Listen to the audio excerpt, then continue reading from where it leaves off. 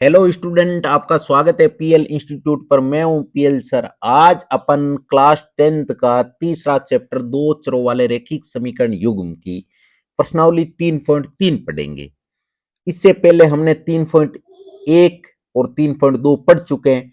3.1 के अंदर हमने ग्राफीय विधि सीखा था और 3.2 के अंदर हमने प्रतिस्थापन विधि सीखा था। और इस 3.3 के अंदर हम विलोपन विधि सीखेंगे, जिसमें हम इसके देखो 8 से लेके 10 तक तो उदाहरण है। 3 तो इसके उदाहरण है, वो कंप्लीट सोल्व करेंगे। और इसके 2 क्वेश्चन है, तो दोनों क्वेश्चनों को कंप्लीट सोल्व करेंगे। इसलिए इस वीडियो को आपको लास्ट तक जरूर देखना है। और अभी तक आपने वीडियो को लाइक, शेयर एंड चैनल को सब्सक्राइब नहीं किया है तो फटाफट ये काम कर लीजिए और साथ में जो बेल आइकन है उसे भी दबा दीजिए, ताकि हर वीडियो का नोटिफिकेशन आपको तुरंत मिल सके।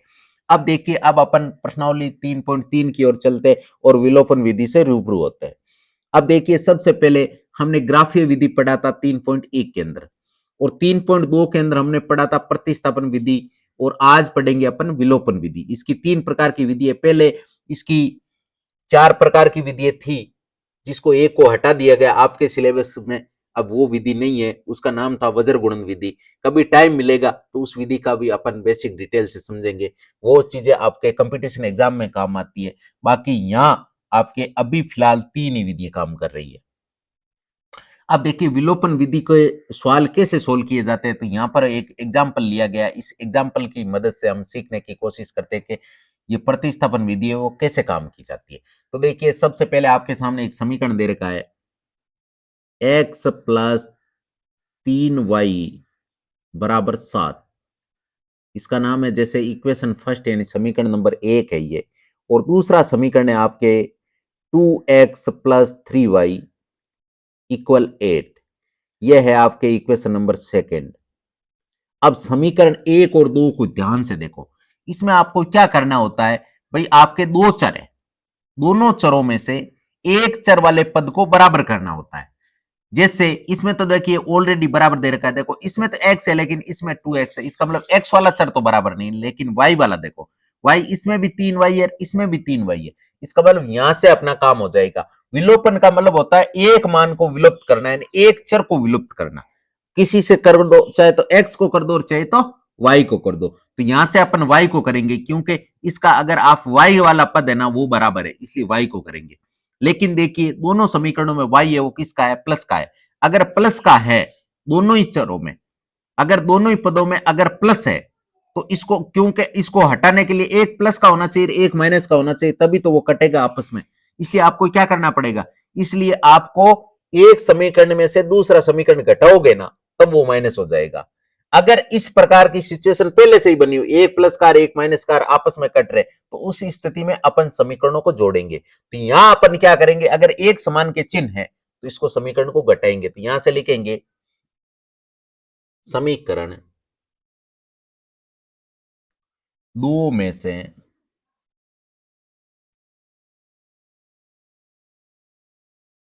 समीकरण एक घटाने पर, समीकरण दो में से समीकरण एक घटाएंगे।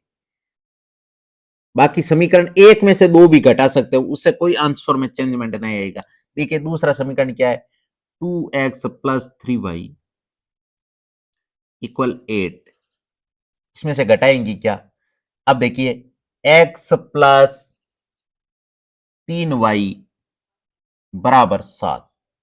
अब घटाएंगे ना, तो बीजीय व्यंजक है, बीजीय व्यंजक में जब घटाते हैं ना, तो नीचे वाले जितने भी पद है सबके चिन्ह चेंज हो जाते हैं। प्लस वाला माइनस हो जाता है और माइनस वाला प्लस हो जाता है। तो यहां देखिए, एक्स किसका है, प्लस का है, तो ये माइनस हो गया। 3y भी किसके हैं, 3y भी आपके प्लस के हैं, तो ये माइनस के हो गए। और 7 भी प्लस के, तो ये भी माइनस के हो गए। यानी सभी पदों के चिन्ह चेंज हो जाते हैं। अब देखो, 3y प्लस के 3y माइनस के, तो ये तो आपस में कट जाएगा। ये 2x है प्लस के, एक x है माइनस का, इसका मतलब दो में से एक गया, तो यहां आपके x बचेगा। क्या बचेगा, x। अब देखिए, 8 तो है प्लस के, 7 है माइनस के, इसका मतलब एक प्लस का भी बच जाएगा। इसका मतलब यहां से हमें x की वैल्यू मिल चुकी है। और इस एक मान को विलुप्त करके हमें एक चर की वैल्यू लानी होती है। ये हम लेके आगे x की वैल्यू। अब क्या करना, x का मान है ना जो आपने निकाला, वो समीकरण 1 या 2 में रख दो और इससे आप y का मान ले आओ। तो अपन क्या करेंगे, x का मान समीकरण 1 में रखेंगे। x का मान समीकरण एक में रखने पर, समीकरण एक में रखेंगे, किस में रखेंगे? समीकरण एक में। अब x का मान अगर समीकरण एक में रखेंगे तो x प्लस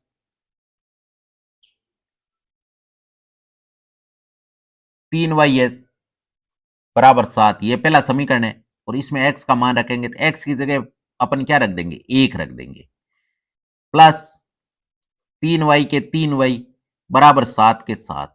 अब ये एक है, इसका कर देंगे ट्रांसफर, तो 3y बराबर क्या आ जाएगा? 3y बराबर 7 माइनस 1। यहां से 3y बराबर आ जाएगा, 7 में से 1 जाएगा तो 6। हमें चाहिए y का मान, इसलिए y बराबर 6 और 3 ये y के गुणा में, तो इधर भाग में आ जाएगा तो बट्टा 3। तो यहां से y बराबर क्या आ जाएगा? 3, 6 में 3 का भाग देंगे तो 2 बार जाएगा। इसका मतलब y की वैल्यू क्या आ गई? यहां से y की वैल्यू आपके 2 आ चुकी है, x की वैल्यू आपके 1 आ चुकी है। तो यहां से हमें x और y का मान निकालना होता है, ये होती है आपके प्रॉपर विलोपन विधि। इससे हमने एक एग्जाम्पल इसका सोल्व किया है। अब देखिए, अब अपन इसके क्वेश्चन सोल्व करेंगे। इसके पहले एग्जाम्पल सोल्व करेंगे, उसके बाद में क्वेश्चन सोल्व करेंगे। और जब तक हम ये पूरा चैप्टर पढ़ेंगे, एक बार आपको इस वीडियो को शुरू से लेकर लास्ट तक जरूर देखना है। हर एक क्वेश्चन में अलग अलग चीज आपको देखने की मिलेगी और हर क्वेश्चन में आपको इसका स्टेप अलग अलग समझ में आएगा। और लास्ट तक आप जब लास्ट वीडियो के एंड में पहुंचोगे ना, तब तक आपके विलोपन विधि वो बिल्कुल प्रॉपर आपके दिमाग के अंदर सेट हो जाएगी। इसलिए इस वीडियो को लास्ट तक जरूर देखना है।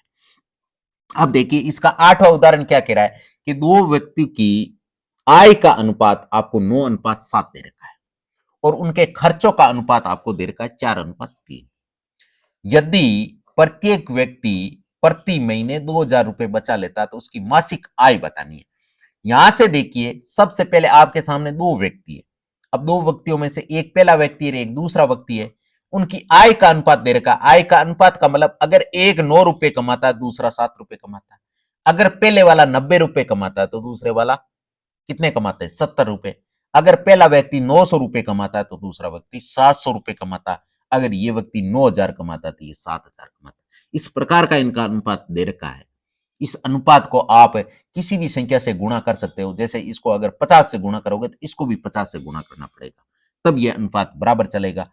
तो इस हिसाब से ये आपके आय का अनुपात दे रखा है, इधर आपको खर्चे का अनुपात दे रखा है। इससे सबसे पहले आपको इससे समीकरण बनाने की कोशिश करनी है। तो सबसे पहले यहां से लिखेंगे अपन, माना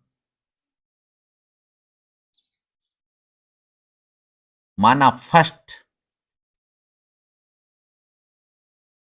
व्यक्ति की आय। अब फर्स्ट व्यक्ति की आय क्या माने? फर्स्ट व्यक्ति की आय मानो आप, जैसे 9 है ना, तो इस 9 के पास में x लगा दो, 9x। और माना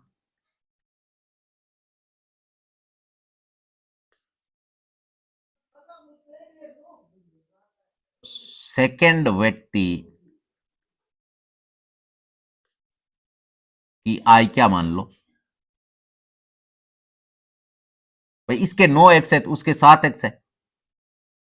ये तो हो गई दोनों की आय। अब दोनों का खर्चा, तो माना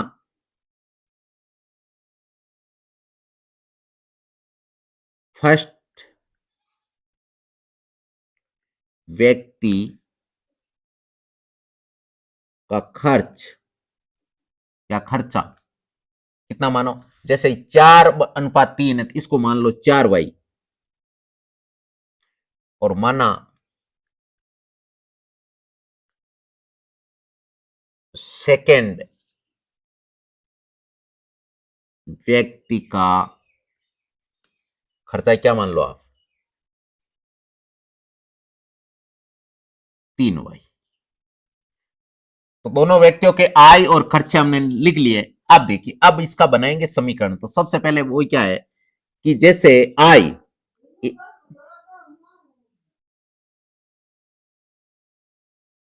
ये आय हो गई, फिर आता है खर्चा और फिर आएगी बचत। भाई पहले अपन कुछ इनकम कमाते हैं, फिर मंथली में कुछ खर्च करते हैं, लास्ट में जो पैसे बचता है उसको बचत कहते हैं। तो यहां से देखो फर्स्ट व्यक्ति और यह है आपके सेकेंड व्यक्ति। फर्स्ट व्यक्ति की आय कितनी है 9x रुपए और सेकंड व्यक्ति की आय कितनी है 7x रुपए। पहला व्यक्ति 4y खर्च करता है, दूसरा व्यक्ति 3y खर्च करता है। तो अब बचत कितनी है, पहले व्यक्ति की बचत कितनी है भाई 9x माइनस 4y। भाई इसकी आय में से इसका खर्चा घटाएंगे तो इसकी बचत बचेगी ना, इसी हिसाब से 7x माइनस 3y ये हो गई दूसरे व्यक्ति की बचत। लेकिन सवाल वाला क्या बोल रहा है, यदि प्रत्येक व्यक्ति की प्रति महीने 2000 रुपए बचा लेता है, प्रत्येक व्यक्ति मतलब फर्स्ट व्यक्ति भी 2000 रुपए बचाता है, सेकंड व्यक्ति भी 2000 बचाता है। अब बीजीय व्यंजक में 9x माइनस 4y है, जिसकी वैल्यू सवाल वाले ने कितनी दे रखी है, तो यहां से अपन समीकरण बनाएंगे 9x माइनस 4y बराबर 2000 रुपए। यह बन गया आपके समीकरण नंबर 1। फिर दूसरा समीकरण 7x माइनस 3y और ये भी आपके 2000 ही बचत है, यहां लिख रखा है ना प्रत्येक व्यक्ति, इसका मतलब ये हो गई आपकी इक्वेशन नंबर 2। अब समीकरण 1 और 2 इनमें ध्यान से देखो कि कौन सा पद बराबर करें, भाई कौन सा चर पद है उसको बराबर किया जाए ताकि आसानी से कटा जा सके। अब देखिए सबसे पहले इसमें थे आपके 9x और इसमें है 7x। अब इस प्रकार की सिचुएशन बनती है क्योंकि आप 7 को गुणा करोगे 9 कभी नहीं आएगा, और 9 को गुणा करोगे ना तो उसके पाड़े में 7 कभी नहीं आएगा। इस प्रकार की सिचुएशन यहां पर बन रही है। देखो 3 को गुणा करोगे तो 4 नहीं आएगा 3 के पाड़े में, और 4 से गुणा करोगे तो 4 की टेबल में 3 नहीं आएगा। इस प्रकार की सिचुएशन बनती है तो आप दोनों का क्या ले लो, एलसीएम ले लो, लेसे पे ले लो। अब दोनों का लेसे पे क्या आ रहा है, यहां से तो आ रहा है 63, भाई 9 और 7 का कितना आ रहा है 63, तो इसको आप ऊपर वाले समीकरण को किससे गुणा करोगे 7 से, तब यहां 63x होगा, और नीचे वाले समीकरण को 9 से गुणा करोगे तब 63x होगा, तब आप काट पाओगे। लेकिन यहां गुणा करना इजी है क्योंकि इन दोनों का लेसे पे कितना है, इन दोनों का लेसे पे 4 और 3 का लेसे पे 12 है। इसका मतलब इसको 4 से गुणा कर देंगे, इसको 3 से कर देंगे, तो यही काम करेंगे। यहां से लिखेंगे समीकरण 1 को किससे गुणा, 3 से गुणा,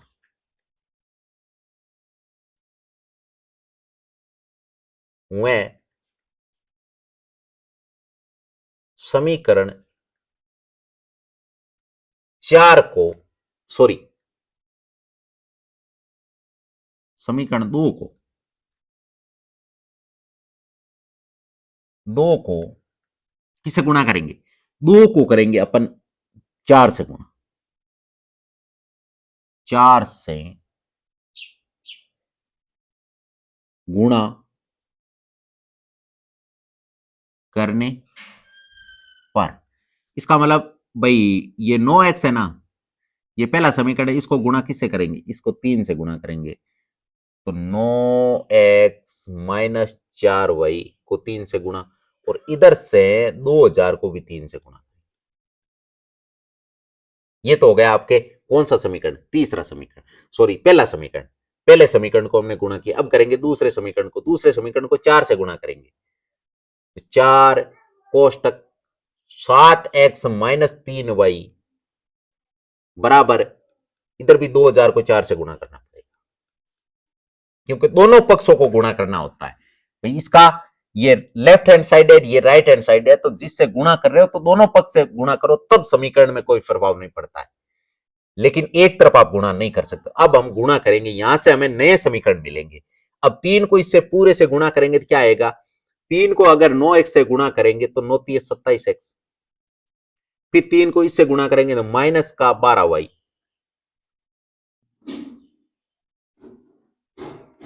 माइनस के 3 दूनी 6000। ये आपके बन गया भाई, दो समीकरण तो पहले के बने हुए हैं, इसका मतलब ये समीकरण तीसरा, और यहां से बनाएंगे चौथा समीकरण 7 चौक 28x और 4 3 12y बराबर 2000 को 4 से गुणा करेंगे तो 8000।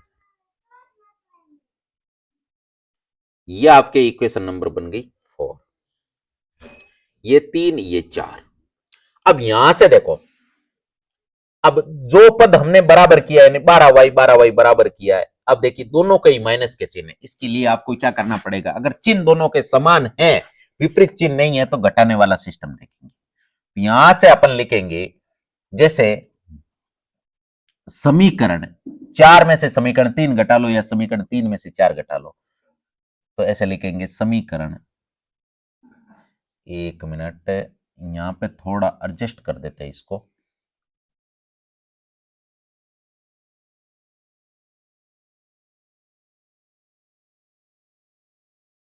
मैनेज कर देते हैं।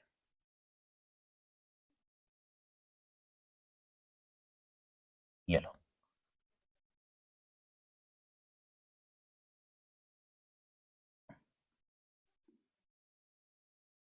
यहां लिखोगे समीकरण 4 में से समीकरण 3 घटाने पर 4 में से 3 घटाएंगे। अगर 4 में से 3 घटाएंगे तो चौथा समीकरण हमारा क्या है, चौथा समीकरण है 28x माइनस 12y बराबर 8000। इसमें से घटाएंगे तीसरा समीकरण, यानी 27x माइनस 12y बराबर 6000। अब घटाएंगे तो नीचे वाले सभी के पद चिन्ह चेंज हो जाएंगे भाई। ये 27x माइनस प्लस का है, माइनस हो जाएगा। ये 12y माइनस का है, प्लस का हो जाएगा। और 6000 ये प्लस के हैं, ये माइनस के हो जाएंगे। अब देखो प्रॉपर ये तो पूरा कट रहा है। इसका मतलब यहां से आपके 28x तो प्लस के, 27x माइनस के, इसका मतलब यहां से आपके x बचा है, केवल x बचा है। यहाँ पे 8000 प्लस के, 6000 माइनस के, यहां से 2000 बचा है। इसका मतलब x की वैल्यू कितनी आ गई, x की वैल्यू 2000 रुपए आ चुकी है। अब आपसे पूछा क्या है, उनकी मासिक आय क्या है, और मासिक आय हमने x के चर में ही माननी है भाई, 9x और 7x। इसका मतलब यहां से आपको आंसर निकल सकता है, क्योंकि आपको y की वैल्यू याद ही नहीं करनी, उनका खर्चा याद ही नहीं करना, आपको क्या करनी है, उनकी क्या याद करनी है, उनकी आपको आय याद करनी है। यहां से लिखेंगे अतः अतः फर्स्ट व्यक्ति की आय, फर्स्ट व्यक्ति की आय हमने कितनी मानी थी, फर्स्ट व्यक्ति की आय मानी थी हमने 9x, यानी 9x का मतलब होता है 9 को आप गुणा x की वैल्यू आपने कितनी निकाली, 2000। x को 2 से गुणा करोगे तो 18,000 रुपए आ जाएगा। कितना आ जाएगा, 18,000 रुपए। ये तो हो गई आपके किसकी आई, फर्स्ट व्यक्ति की आय। अब याद करेंगे, और सेकंड व्यक्ति, सेकंड व्यक्ति की आय, तो सेकंड व्यक्ति की आय क्या है, सेकंड व्यक्ति की आय है 7x। तो गुणा करेंगे 7 को किससे, 2000 से, तो 7 दूनी कितने आ जाएंगे, 14,000 रुपए, 14,000 रुपए। यह आंसर हो गया।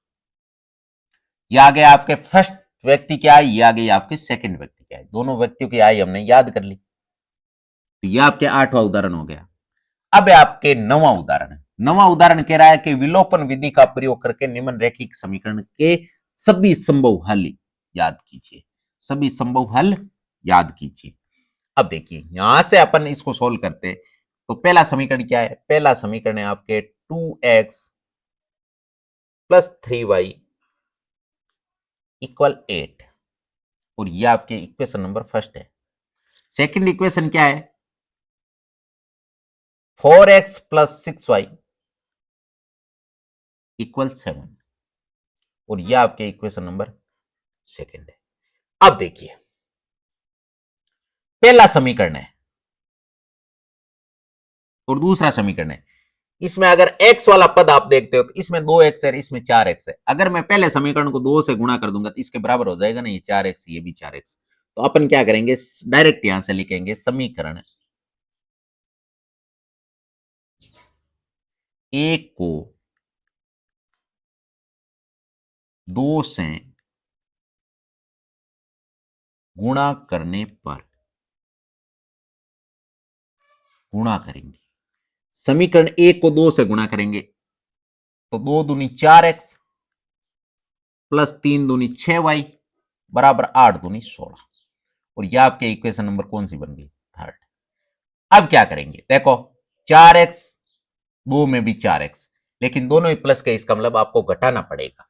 यहां से लिखोगे समीकरण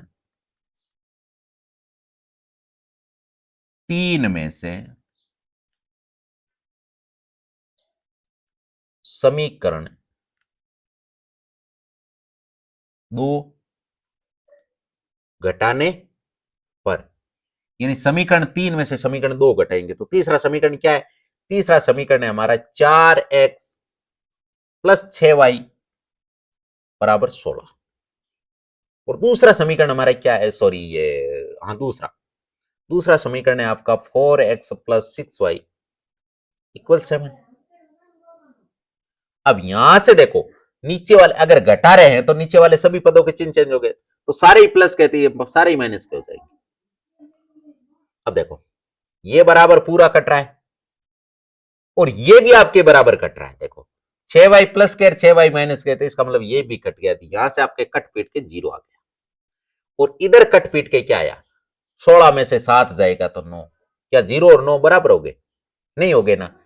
तो इस प्रकार के समीकरण बनाना ही संभव नहीं, इनका हल निकालना ही संभव नहीं है। तो लिखोगे अतः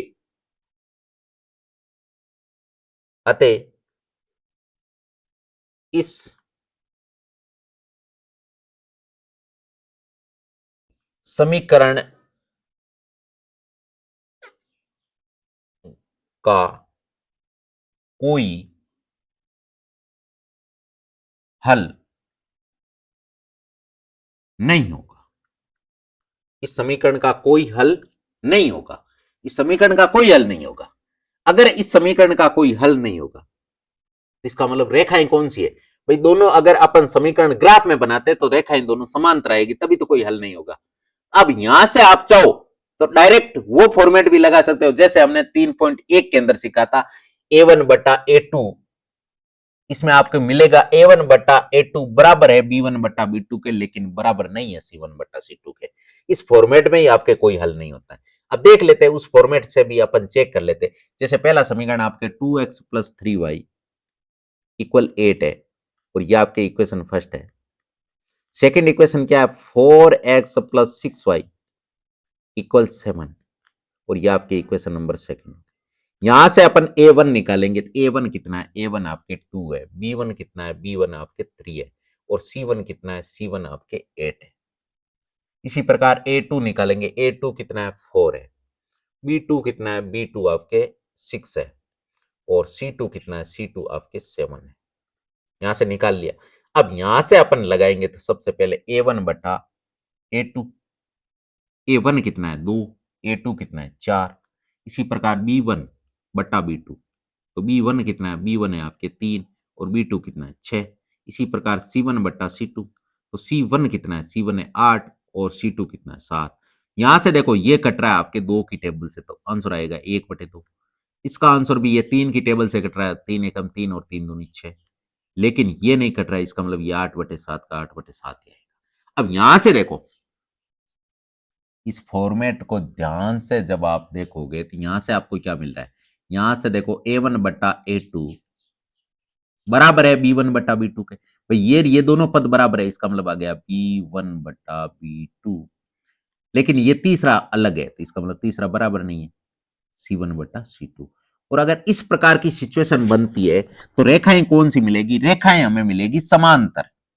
जब ग्राफ बनाएंगे तो रेखाएं समांतर मिलेगी, साथ में इसका कोई संगत हल नहीं होगा, इसका कोई हल नहीं होगा। और ये एक ए संगत निकाय होगा। कौन सा होगा? ए संगत निकाय। तो इस हिसाब से इस फॉर्मेट से भी याद कर सकते हो। बाकी इसमें आपको स्पेशल बोला है कि विलोपन विधि से सोल्व करना है, इसलिए ये विलोपन विधि से अपन ने सोल्व किया है और इससे निकाला है कि इसका कोई हल नहीं है। बाकी आप रफ में इसका काम कर सकते हो। बाकी अगर विलोपन का नाम न देके सीधा डायरेक्ट पूछता तो आप ये विधि लगा सकते थे, लेकिन इस सवाल वाले ने स्पेशल बोला है कि विलोपन विधि। और विधि होती है ना, समीकरण जब सोल्व करते हो तो अगर सवाल वाले ने स्पेशल बोल दिया कि इसी विधि से सवाल सोल्व कीजिए, तब आपको विधि लगानी अनिवार्य हो जाती है। अगर विधि का नहीं बोलते तो आपके सामने अगर 3 विधि है, 3 विधियों में से आपको जो इजी विधि लगे उससे सवाल सोल्व कर सकते हैं। अब है आपके 10वां सवाल। 10वां सवाल है कि 2 अंकों की एक संख्या एवं उनके अंकों को पलटने पर बनी संख्या का योग 66 है। यदि संख्या के अंकों का अंतर 2 हो तो संख्या याद कीजिए, और ऐसी कितनी संख्या है। अब यहां से अपन क्या करेंगे, यहां से 2 अंकों की संख्या है। कितने अंकों की संख्या है? 2 अंकों की। अब 2 अंकों की संख्या है तो 2 अंकों की संख्या जैसे अपन बनाते हैं ना, एक बार हल्का सा कंसेप्ट समझ लेते हैं 2 अंकों वाला। अब जैसे मान लीजिए 2 अंकों की बात हुई है, 2 अंकों की बात हुई है तो एक तो होगा इकाई अंक, एक होगा दाई अंक। अगर इकाई वाले अंक को हमने x मान लिया तो दाई वाले अंक को y मानेंगे। अगर इकाई और दाई को जोड़ेंगे तो हमें संख्या मिलेगी क्या? वो अगर मैं y का मान, भाई जैसे नंबर में 55 लेता हूं तो 55 में आपके इकाई का अंक और दाई का अंक दोनों ही 5 मिलेंगे। लेकिन जब मैं इनका योग करूंगा तो 5 + 5 ये 10 हो जाएगा, आपको 55 नहीं मिलेगा। लेकिन संख्या वो होनी चाहिए जिसको जोड़ने पर, इकाई और दाई के अंक को जोड़ने पर, इकाई और दाई दोनों को जोड़ने पर वो नंबर मिलना चाहिए। इकाई किससे बन रही है और दाई किससे बन रही है?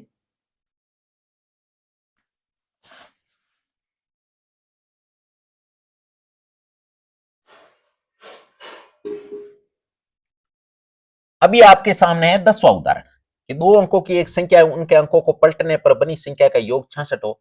यदि संख्या के अंकों का अंतर 2 हो तो संख्या याद कीजिए। ऐसी कितनी संख्या है? 2 अंकों की संख्या। कितने अंकों की संख्या? 2 अंकों की संख्या। अब 2 अंकों की संख्या तो माना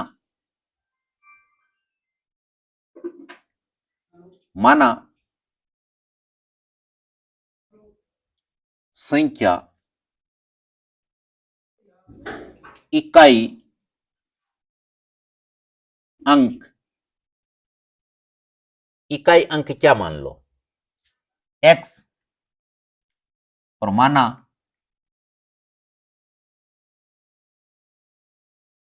दो अंकों की संख्या थी जिसमें इकाई और दाई 2 अंक आएंगे। संख्या का दाई अंक क्या हुआ? y। अब जब संख्या बनाएंगे तो दाई वाले यानी आपके 2 अंकों की बात है, इसका मतलब दाई को 10 से गुणा करना होगा। अगर 3 अंकों की बात है तो सैकड़ा को 3 से गुणा करते, दाई को 2 से गुणा करते। दाई का मतलब होता है जिसको 10 से गुणा किया जाता था। यहां से अपन जब संख्या बनाएंगे, और यहां से आप एक और लिख सकते हो, भाई इन दोनों में से बड़ा अंक कौन सा है, यह आपको लिखना अनिवार्य है। x बड़ा है y से या फिर y बड़ा है x के, इस प्रकार आपको लिखना होता है। यहां पे मैंने x को बड़ा रखा, आप चाहो तो y को बड़ा ले सकते हो, x को छोटा ले सकते हो, उसमें आंसर है ना, क्योंकि हल्का सा थोड़ा चेंज आएगा, बाकी वो भी आंसर आपका सही होगा। आगे अपन ये फॉर्मेट भी समझेंगे कि भाई इसका आंसर सही कैसे होगा, इसलिए इस सवाल को लास्ट तक आपको जरूर देखना है। अब देखिए यहां से अपन अगर नंबर बनाते हैं तो जैसे दाई के अंक पे y है, इस संख्या को बनाना है तो 10y + x, ये आपके नंबर है। जो भी आपके दाई के स्थान पे अंक है उसको 10 से गुणा करेंगे और फिर उसमें इकाई वाला अंक जोड़ेंगे तो वो आपको नंबर मिल जाएगा। अब देखिए, अब इसका बनाएंगे अपन समीकरण। तो समीकरण क्या है कि 2 अंकों की संख्या, उनको अंकों को पलटने से बनी संख्या का योग 66 है। जैसे मान लीजिए अभी आपके सामने ये संख्या है, संख्या क्या है? 10y + x। फिर क्या कह रहा है? इनके अंकों को पलट दो, इकाई वाला दाई में भेज दो और दाई वाला इकाई में भेज दो। इकाई और दाई चेंज करने पे क्या हो जाएगा? 10x हो जाएगा, क्योंकि इकाई का स्थान पे x है तो इसको दाई पे भेज दिया, और दाई वाले को इकाई पे भेज देंगे, नहीं यहां y आ जाएगा, और इन दोनों का योग 66 है। अब यहां से देखो 1x और 10x, कितने x हो गए? यहां से आपको 11x मिल रहे हैं, प्लस 10y और 1y, ये y भी कितने मिल रहे? 11, बराबर है 66। अब यहां से देखो इन दोनों में से 11 कॉमन आ रहा है, यहां से ले लोगे 11, यहां बचेगा x प्लस यहां बचेगा y। बराबर 66। अब यहां 66 इसके गुणा में, तो इसको भाग में भेज दो तो x प्लस वाई की वैल्यू क्या आ जाएगी, x प्लस वाई बराबर आ जाएगा 66/11। इसका मतलब x प्लस वाई की वैल्यू क्या आ गई, x प्लस वाई की वैल्यू आ गई 6। और यह आपके इक्वेशन नंबर फर्स्ट, ये तो बन गई आपके समीकरण नंबर 1। अब दूसरा क्या कह रहा है कि यदि संख्या के अंकों का अंतर 2 है, इसका मतलब इकाई के अंक और दाई के अंक में इकाई और दाई के अंकों का अंतर 2 है। अंतर का मतलब माइनस करना, बड़े में से छोटा घटाएंगे, बड़ा कौन है, x है, तो x में से y घटाएंगे तो x माइनस वाई बराबर 2। यह आपके इक्वेशन नंबर हो गई सेकंड। अब देखो समीकरण 1 और 2 में देखो x और y दोनों कई बराबर बराबर है। पहले समीकरण में x है, दूसरे में भी x है, दूसरे पहले समीकरण में y, दूसरे में भी y, लेकिन चिन्हों का चेंज है। इसमें दोनों देखो, अगर आप जोड़ते हो, अगर समीकरण जोड़ते हो तो y को कैंसिल कर सकते हो, अगर दोनों को घटाते हो तो x को कैंसिल कर सकते हो। यहां से आपको अच्छा लगे वो विधि अप्लाई कर सकते हैं। यहां से अगर दोनों समीकरणों को जोड़ेंगे, अगर दोनों समीकरणों को जोड़ेंगे तो y से y कट जाएगा, क्योंकि समीकरण जोड़ने में आपको चिन्ह चेंज नहीं करने होते। लेकिन अगर घटाओगे तो चिन्ह चेंज होंगे, घटाओगे तो चिन्ह चेंज होंगे, तो x x कट जाएगा और y y जुड़ जाएगा। यहां से अपन क्या करेंगे, समीकरण जोड़ने वाला काम करेंगे। समीकरण 1 में 2 को जोड़ने पर समीकरण 1 और 2 को जोड़ेंगे, तो समीकरण 1 और 2 को जोड़ेंगे तो x प्लस वाई बराबर 1। दूसरा समीकरण क्या है, x माइनस वाई बराबर 2।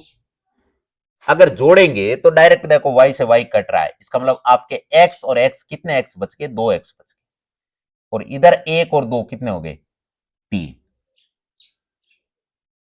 1 मिनट, यहां पे x प्लस वाई की वैल्यू 6 है, तो 6 और 2 कितने हो गए, 8।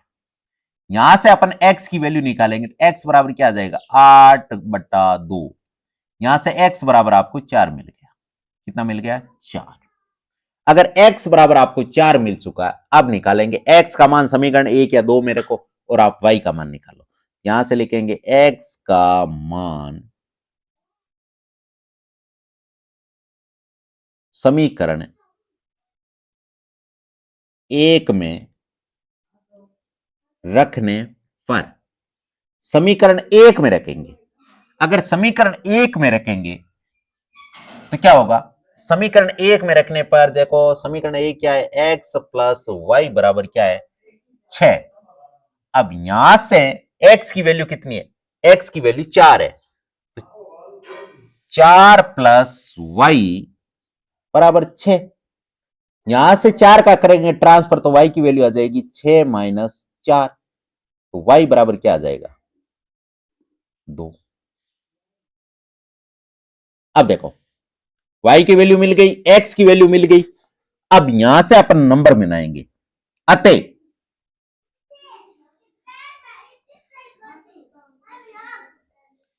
संख्या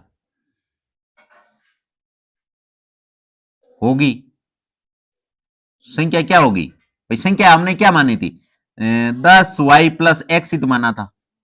यहां से संख्या बनाएंगे तो 10 गुणा y के स्थान पे कितना आया, 2, और x के स्थान पे कितना आया, 4। यहां से 10 दूने 20 और 4 कितने हो जाएंगे, 24। यानी वो नंबर क्या होगा, 24। लेकिन ये पूछ रहा है इस प्रकार की कितनी संख्या बन सकती है। अगर हमने x को बड़ा माना है तो 24 आया है, क्योंकि इकाई का अंक हमने बड़ा माना है और दाई का अंक हमने छोटा माना है। अगर मैं उल्टा मान लेता, y को बड़ा मान लेता और x को छोटा मान लेता, तो ये 42 हो जाता, नंबर क्या हो जाता, क्योंकि x का मान आपको 2 मिल जाता और y का मान कितना मिल जाता, 4 मिल जाता, अगर आप यहां से उल्टा मानते तो इस प्रकार के 2 नंबर हमें प्राप्त होंगे। या तो आंसर इसका 24 हो सकता है या आंसर 42 हो सकता है। जिस हिसाब से अपन ने सवाल के फॉर्मेट से माना है उसी के अनुसार हमारा 24 आया है। अगर हम y को बड़ा मानते हैं, x को छोटा मानते हैं, तो आंसर हमारा 42 आता है। तो इससे कोई फर्क नहीं पड़ेगा, आंसर आपका बिल्कुल राइट है। इसमें आंसर 2 हो सकते हैं, अगर आपने पहले y को बड़ा माना है तो आपका आंसर 42 आएगा, अगर आपने पहले x को बड़ा माना है तो आंसर 24 आया। यहां से आप वेरीफाई भी कर सकते हो, एक नंबर अगर 24 है तो इसका उल्टा नंबर 42 होगा। भाई इकाई और दाई के अंकों को आप चेंज करोगे तो आंसर 42 हो जाएगा। 42 को और 24 को जोड़ोगे तो आपको आंसर 6 मिलेगा, और दोनों के अंकों के अंतर है, दोनों में बीच का डिफरेंस भी आपके 2 का है, इसका मतलब दोनों तरफ से ये राइट है, इसलिए ये आपके सॉल्यूशन हो गया। ये तो आपके क्वेश्चन हो चुके थे, सॉरी उदाहरण हो चुके हैं। अब आपके 3.3 के प्रश्न करेंगे। प्रश्न क्या है कि निम्न समीकरणों के युग्म को विलोपन तथा प्रतिस्थापन विधि से हल कीजिए, कौन सी विधि अधिक उपयुक्त है। अब आपको क्या करना है, इस समीकरण को दो विधियों से सोल्व करना है, प्रतिस्थापन विधि का भी यूज करना है और विलोपन विधि का भी यूज करना है। मैं आपको बताऊंगा विलोपन विधि। प्रतिस्थापन विधि अपन 3.2 के अंदर सीख चुके हैं, तो कहने का मतलब मेरा यही है कि आप रफ कॉपी के अंदर विलोपन विधि साथ में प्रतिस्थापन विधि से भी ट्राई कीजिए, ताकि इसका आंसर आप दोनों विधियों से निकाल पाते हो या नहीं पाते हो। इसलिए इसने दोनों विधियों का बोला है, बाकी मेन फोकस तो इसका विलोपन विधि पे ही है, क्योंकि अपन विलोपन विधि सीख रहे हैं, प्रतिस्थापन विधि तो अपन सीख चुके हैं। तो ये कह रहा है कि आप रिवाइज कीजिए, रफ कॉपी के अंदर सवाल को दो मिलाइए, तो इसलिए मैं आपको विलोपन विधि बता रहा हूं, प्रतिस्थापन विधि से आपको रफ कॉपी में करना है। अब यहां से आपको समीकरण क्या मिल रहा है, समीकरण मिल रहा है कि भाई x प्लस वाई है, इसकी वैल्यू आपके 5 है, यह आपके इक्वेशन नंबर फर्स्ट है। दूसरा समीकरण क्या है कि 2x माइनस 3y इक्वल 4, और यह आपके इक्वेशन नंबर सेकंड। अब समीकरण 1 और 2 को ध्यान से देखो। अब इसमें 2x है, इसमें 1x है, अगर इन दोनों को बराबर करना है तो पहले समीकरण को 2 से गुणा करना पड़ेगा। अगर y वाले पद को बराबर करते तो अगर ये 3y किसके हैं, 3y आपके माइनस के हैं, इसको गुणा करने के लिए आपको 3 से गुणा करना पड़ेगा। यहां से लिखेंगे, जो आपको अच्छा लगे उससे कर सकते हो, या तो चाहो तो x को बराबर कर लो और चाहो तो y को बराबर कर लो। मैं y को बराबर करूंगा। y को बराबर क्यों करूंगा, क्योंकि मेरा समीकरण घटाने वाला फिर काम नहीं बचेगा, मेरे जोड़ने वाले से काम हो जाएगा। क्यों हो जाएगा, क्योंकि ये 3y प्लस का होगा, ये 3y माइनस का होगा, इसलिए मैं इसको y वाला पद बराबर कर रहा हूं। आप चाहो तो x वाला पद भी बराबर कर सकते हो। अगर x वाला पद बराबर करोगे तो एक समीकरण 1 को 2 से गुणा करना होगा, लेकिन दोनों ही आपके प्लस के मिलेंगे, इसलिए आपको घटाना पड़ेगा। मैं जोड़ने वाले को ज्यादा प्रिफेर कर रहा हूं, आप घटाने वाले में भी ट्राई कर सकते हो। यहां से अपन लिखेंगे समीकरण 1 को, समीकरण 1 को किससे गुणा करेंगे, समीकरण 1 को 3 से गुणा करने, गुणा करने पर समीकरण 3 से गुणा करेंगे। अगर 3 से गुणा करेंगे तो 3x प्लस 3y बराबर 5 3 15, और यह आपके इक्वेशन नंबर बन गई। अब देखो, अब आपके समीकरण 2 और 3 को जोड़ने पर काम हो जाएगा। यहां से लिखेंगे समीकरण 3, 2 में 3 को लिख दो, 2 में 3 को जोड़ने पर, अगर जोड़ेंगे, दूसरा समीकरण क्या है, 2x माइनस 3y इक्वल 4, और तीसरा क्या है, 3x प्लस 3y बराबर 15। अब यहां से देखो y y वाला तो कट रहा है, इसका मतलब 3 2 कितने आ गए, 5x, 5x, और ये कितने हो गए, 15 4 19। यहां से आपको x की वैल्यू क्या मिलेगी, 19/5। x का मान आ चुका है। अगर x का मान आपके पास आ चुका है तो आप x का मान समीकरण 1 या 2 या 3 किसी में रख दो और y का मान निकाल लो। मैं समीकरण 1 में रखूंगा, तो यहां से लिखेंगे x का मान समीकरण 1 में रखने पर, समीकरण 1 में रखेंगे x का मान, तो समीकरण 1 क्या है, x प्लस वाई बराबर 5। यहां से अपन समीकरण 1 में x का मान रखेंगे, x का मान कितना है, 19/5 प्लस y/1, बराबर 5। अब ये हो गई जोड़, इनका लेंगे लेसे पे, तो लेसे पे क्या आएगा, लेसे पे आएगा आपके 5, एक और 5 का लेसे पे 5। अब 5 में देंगे 5 का भाग एक बार तो 19 एकम 19, माइनस 5 में एक का भाग 5 बार, 5 को अगर y से गुना करेंगे तो 5 बराबर 5। अब ये 5 है, भाग में इधर आएगा गुणा में, तो यहां से क्या मिल जाएगा, यहां से हमें मिलेगा 19 माइनस 5y बराबर 5 गुणा 5 यानी माइनस का 25, सॉरी प्लस का 25 ही है, माइनस का 25 कहां है, यहां से हमें 25 मिलेगा। अगर यहां से हमें 25 मिलेगा, इस 19 का इधर करेंगे ट्रांसफर, तो देखो माइनस के 5y बराबर 25 माइनस 19, यहां से माइनस के 5y बराबर 25 में से 19 जाएगा, तो पीछे कितना बचेगा, पीछे बचेगा 6, किसका, प्लस का। हमें चाहिए y की वैल्यू, तो y बराबर क्या आ जाएगा, 6 बट माइनस के 6/5, ऐसे भी लिख सकते हो, क्योंकि इस नंबर को, ये माइनस के 5 है, ये इधर आएंगे तो भाग में चले जाएंगे, इसलिए आपके y की वैल्यू क्या आएगी, माइनस का 6/5। अब देखो इसमें आपको कंफ्यूज बिल्कुल नहीं होना, ये लिखो चाहे आप 6/-5 लिखो, या आप यहां पे बराबर बीचों बीच चिन्ह लगा के 6/5 लिखो, इसका मतलब तीनों ही कंडीशन में आपके माइनस का ही है, ये नंबर आपको माइनस का मिला है, चाहे तो आप माइनस नीचे लगाया, चाहे बीच में लगाया, चाहे ऊपर लगाया, इसका मतलब यही है कि ये तीनों मान बराबर है, तीनों मान क्या है, बराबर है, 6/5 माइनस के 6/5, ये भी माइनस के 6/5 है, ये भी माइनस के 6/5 है, इसमें आपको कंफ्यूज बिल्कुल नहीं होना है, ये आपके y की वैल्यू मिल चुकी है, पहले इससे हमने x का वैल्यू और निकाल ली, यही इसका फाइनल आंसर है। तो ये हमने विलोपन विधि से सवाल सोल्व किया, आप इसका प्रतिस्थापन विधि से भी सोल्व कीजिए। अब है आपके इसका दूसरा सवाल, दूसरा सवाल क्या है कि 3x प्लस 4y बराबर 10, 3x प्लस 4y बराबर 10, और यह आपके इक्वेशन नंबर फर्स्ट है। अब दूसरा समीकरण क्या है, 2x माइनस 2y बराबर 2, यह आपके हो गई इक्वेशन नंबर सेकंड। अब देखो समीकरण 1 और 2 को ध्यान से देखो, तो इसमें x वाला पद जब आप बराबर करोगे, तो इसमें आपके इन दोनों का एलसीएम लेना पड़ेगा, क्योंकि दोनों की टेबल में ये नंबर नहीं आ रहे, इसका मतलब अगर एलसीएम लोगे तो एलसीएम आएगा 6, इसका मतलब पहले वाले समीकरण को 2 से गुणा करना पड़ेगा, दूसरे वाले को 3 से गुणा करना पड़ेगा, तो दोनों समीकरणों को गुणा करना पड़ेगा, लेकिन y वाला देखो डायरेक्ट हो रहा है, y वाले में पहले में 4y है, नीचे वाले को अगर मैं 2 से गुणा कर दूंगा ना तो बराबर 4y आ जाएगा, इसलिए आप क्या करो, समीकरण 2 को 3 से गुणा करो, 2 से गुणा, यहां से लिखोगे समीकरण 2 को 2 से गुणा करने पर, अगर 2 से गुणा करेंगे समीकरण 2 को तो क्या आ जाएगा,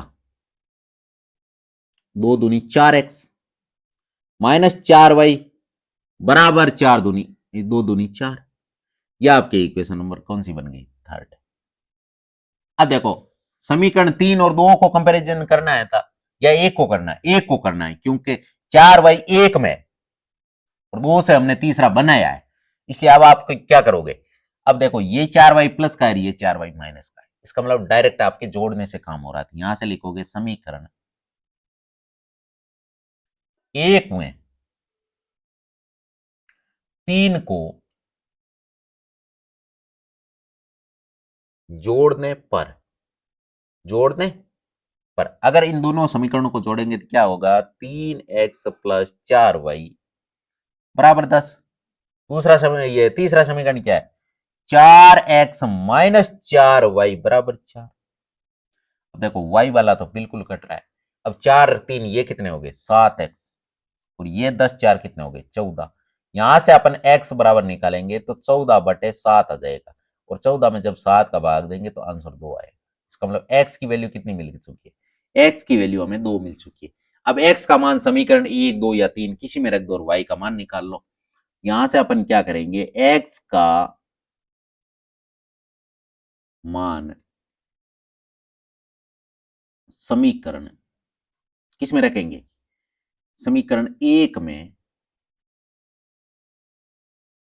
रखने पर पहला समीकरण क्या है? 3x प्लस 4y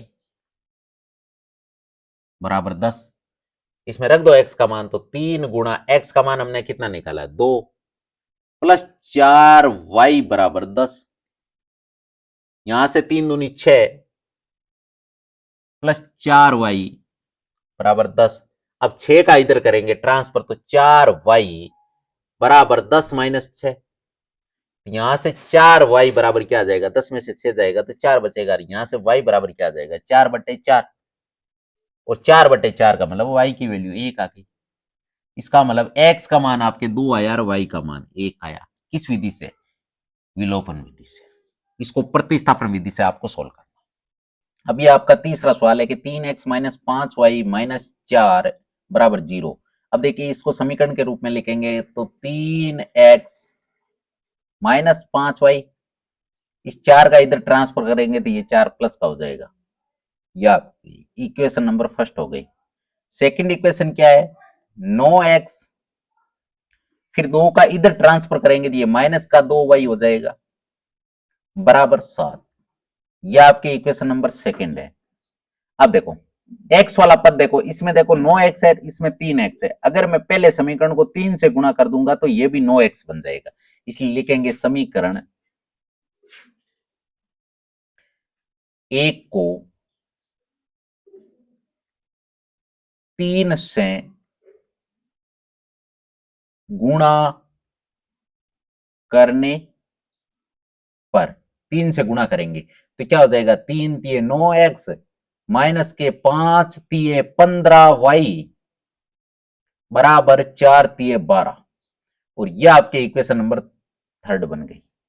अब देखो समीकरण 2 और 3 को ध्यान से देखो, 9x। अब क्या करना है?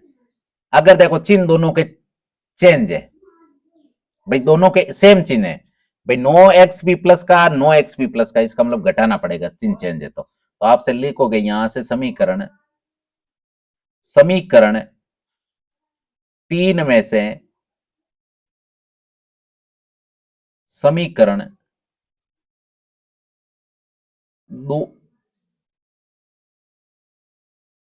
2 घटाने पर, 3 में से 2 घटाएंगे तो तीसरा समीकरण हमारे क्या है? 9x माइनस 15y बराबर 12।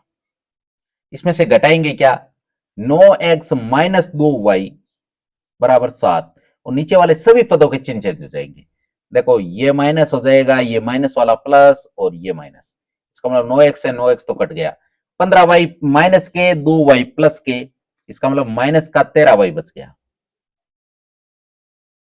12 प्लस के 7 माइनस के, तो यहां से 5 बच गया। और यहां से y की वैल्यू क्या आ जाएगी? y बराबर आ गया आपके 5 बटे माइनस का 13। ये किसकी वैल्यू आ गई? 5/, या इसको इस हिसाब से भी लिख सकते हो, माइनस का 13/5, या अगर चिन्ह बीच में लगाओ माइनस का 13/5 इसको बोला जाएगा। भाई माइनस का 13/5 है, चाहे सॉरी यहां पे हमने ये बिन ही चेंज कर दी ना, ऊपर तो आपके 5 ही है, यानी आप चाहे ऐसे लिखो और चाहे ऐसे लिखो, माइनस के 5/13, या चिन्ह बीच में लिखो और 5/13 लिखो। इन तीनों का मतलब एक ही कि ये माइनस का है, नंबर किसका है? माइनस का है। चाहे माइनस आपने नीचे लगाए हर में लगाओ, और चाहे अंश में लगाओ, और चाहे दोनों के बीच में लगाओ, सेम आंसर है। इसका मतलब ये तीनों यहां से हमें y का मान निकल चुका है, मिल चुका है क्या? -5/13। अब क्या करना है? y का मान आप किस में रख दो? समीकरण 1, 2, 3 या किसी में रख दो। समीकरण 1 में रखने पर, समीकरण 1 में रखेंगे तो पहला समीकरण हमारा क्या है? 3x माइनस 5y बराबर 4 रखेंगे तो 3x माइनस 5 गुणा y का मान कितना है? y का मान है माइनस का 5/13 बराबर 4। अब 3x के 3x माइनस माइनस प्लस, 5 को 5 से गुणा करेंगे तो 25/13 बराबर माइन प्लस के 4 है। इसको इधर ट्रांसफर करेंगे तो 3x बराबर 4 माइनस 25/13, इधर प्लस के थे इधर माइनस के हो गए, बटा 1। तो 3x बराबर 1 और 13 का एलसीएम लेंगे तो कितना आएगा, 1 और 13 का एलसीएम आएगा आपके 13, और 13 में 1 का भाग 13 बार, 13 को अगर 4 से गुणा करेंगे तो 13 चौकी 52, माइनस 13 में 13 का भाग 1 बार, 1 को अगर 25 से गुणा करेंगे तो 25। यहां से 3x बराबर 52 में से 25 जाएगा तो आपके 27 बचेगा, 27/13। यहां से अपन x की वैल्यू निकालेंगे तो 3x बराबर आपके अभी तो 27/13 है। यहां से x की वैल्यू निकालेंगे तो 3 गुणा में भाग में चला जाएगा तो x बराबर क्या आ जाएगा, 27/13 गुणा ये 5, सॉरी 5 नहीं 3, भाग में आ गया। अब 3 की टेबल से ये 27 कट जाएगा तो x बराबर क्या आ जाएगा, कितनी बार कटेगा, 9 बार, यानी 9/13। तो x का मान कितना आ गया, 9/13। और y का मान कितना आया था, y का मान आया था माइनस का 5/13। ये दोनों आंसर मिल चुके, ये इसका फाइनल आंसर है। अब चौथा क्वेश्चन देखिए, x/2 प्लस 2y/3 बराबर -1। तो सबसे पहले इसको सरल करेंगे और सरल रूप में इसका समीकरण बनाएंगे। तो देखिए इसके बट्टा में दोनों के ही 2 और 3 है, इसका मतलब इसका यहां से एलसीएम लेंगे तो 2 और 3 का एलसीएम आएगा आपके 6। 6 में 2 का भाग 3 बार, 3 को अगर x से गुणा करेंगे तो 3x, फिर क्या है प्लस, फिर 6 में 3 का भाग देंगे 2 बार, 2 को अगर 2y से गुणा करेंगे तो 4y आ जाएगा यहां से, बराबर -1। अब ये 6 भाग में इधर गुणा में आ जाएगा तो यहां से समीकरण क्या मिलेगा, 3x प्लस 4y बराबर -6। 1 को 6 से गुणा करेंगे तो -6 आएगा। ये आपके इक्वेशन नंबर फर्स्ट बन गई है। अब बनाएंगे दूसरा समीकरण और इसको भी सरल करेंगे। तो देखिए इसके x के बट्टा में कुछ नहीं तो 1 लगा दो, -y/3 बराबर 3। अब यहां से इनके बट्टा में इनका लेंगे एलसीएम 1 और 3 का, तो 1 और 3 का एलसीएम क्या आएगा 3, और 3 में देंगे 1 का भाग तो 3 बार जाएगा, 3 को अगर x से गुणा करेंगे 3x के 3x, फिर -3 में 3 का भाग 1 बार, 1 को अगर y से गुणा करेंगे तो y एकम y बराबर -3। ये 3 भाग में इधर आ जाएगा गुणा में, तो यहां से समीकरण क्या मिल जाएगा, 3x -y बराबर 3 दिए 9। यह आपके बन गया इक्वेशन नंबर सेकंड, यानी समीकरण नंबर 2 बन गया। अब समीकरण 1 और 2 को ध्यान से देखो, x वाला पद समान है, इसका मतलब अब देखो दोनों ही प्लस के, इसका मतलब आपको घटाना पड़ेगा। तो क्या लिखोगे, समीकरण 2 में से समीकरण 1 घटाने पर, समीकरण 2 में से समीकरण 1 घटाने पर, 2 में से 1 घटाएंगे, समीकरण 2 में से समीकरण 1 घटाएंगे तो दूसरा समीकरण क्या है, दूसरा समीकरण है 3x -y बराबर 9। इसमें से हम घटाएंगे पहला समीकरण, यानी 3x प्लस 4y बराबर -6। अब देखो अगर घटाएंगे तो सभी नीचे वाले सभी पदों के चिन्ह चेंज हो जाएंगे, ये दोनों ही प्लस के हैं तो माइनस हो जाएंगे दोनों ही, और ये माइनस का ये भी प्लस का हो जाएगा। अब यहां से देखो ये 3 से 3 तो कट गया, अब देखो दोनों ही माइनस के, इसका मतलब माइनस का कितना हो गया, -5y हो गया, और ये 9 और 6 दोनों ही प्लस का है तो प्लस के कितने हो गए, 9 6 15। हमें चाहिए y की वैल्यू, तो y बराबर क्या आ जाएगा, y बराबर 15/-5, और जब 15 में -5 का भाग देंगे तो आपको आंसर मिलेगा -3। इसका मतलब y की वैल्यू तो आपके यहां से -3 आ चुकी है। अब क्या करना है, y का मान समीकरण 1 या 2 में रखने पर यहां से लिखेंगे y का मान समीकरण 1 में रखने पर समीकरण 1 में रखेंगे तो पहला समीकरण हमारा क्या है? पहला समीकरण है हमारा 3x प्लस 4y बराबर माइनस का 6। अब 3x के तो 3x प्लस 4 इंटू वाई का मान कितना है? y का मान है माइनस का 3 बराबर माइनस का 6। यहां से देखो 3x के 3x